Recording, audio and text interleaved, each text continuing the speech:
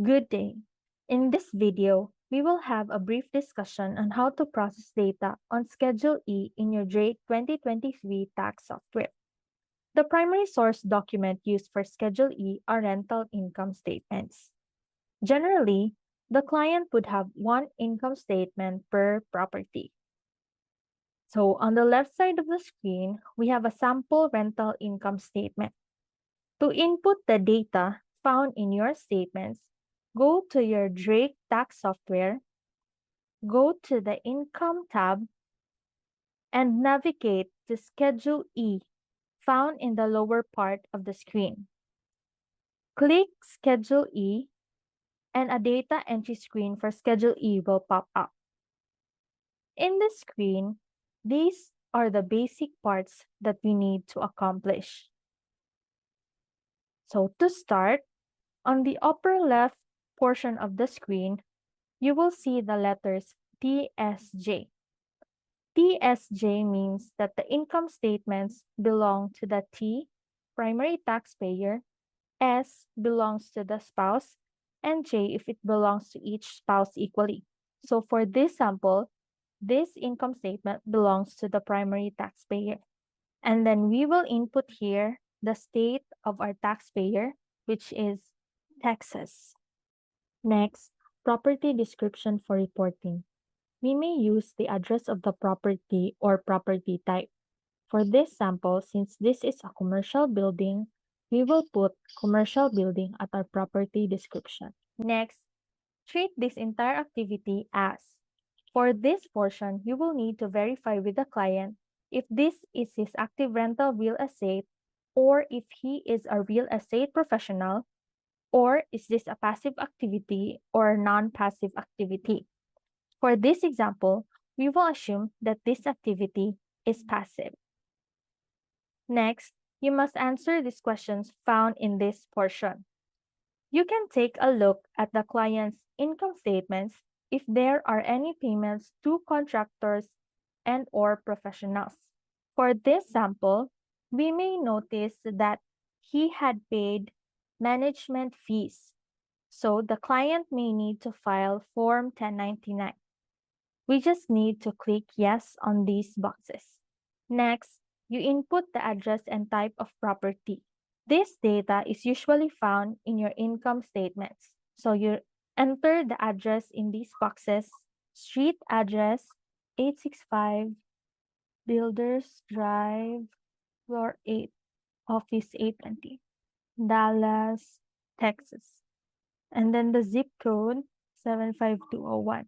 Next, we need to click the applicable type of property. So this data can also be found in your income statement, or you may need to verify with your client.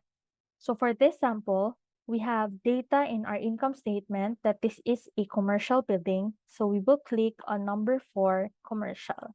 We should also take note of these check boxes here and tick the box applicable to this rental property. Since we have no applicable situations for this sample, we don't need to tick any boxes here.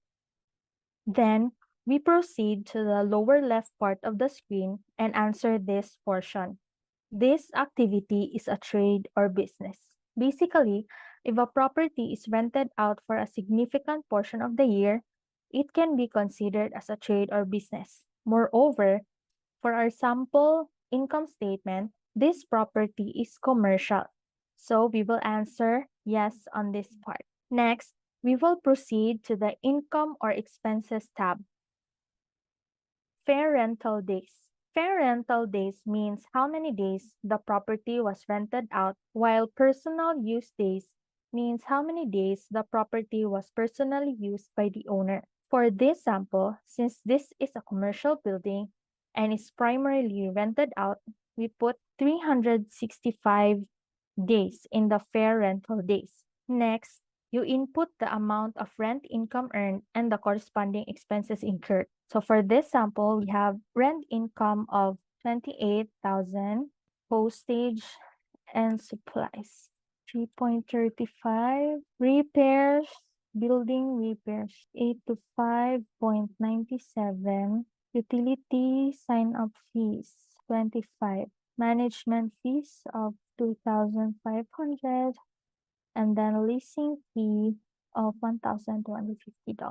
Please take note of the necessary expenses incurred by a rental property, such as management fees, utilities, repairs, mortgage interest, real property taxes, and depreciation.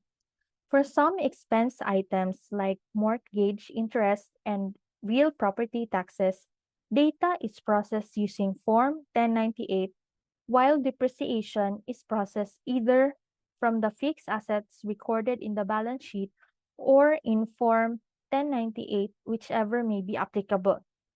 For these items, there is a separate data entry screen and would be discussed in a separate video. If you have data for the prior year, you may enter that data in this tab, Prior Year Compare. Also, for additional information, if the client has more than one income statements, meaning he has more than one rental property, you may hover your mouse in the upper part of the screen and a floating menu will appear. Click on Next and a new set of data entry screen for Schedule E will appear. So after all the needed information has been entered, you may exit this screen and counter-check your balances against the balances in your income statements by clicking on this View or Print button and then navigate to Schedule E. You may now check the data that you have entered. So we have rents received of 28, the corresponding expenses, and the net income of 23,396. Once you have verified that it has matched, you may now exit the screen or click on this data entry button to return to your general Drake screen.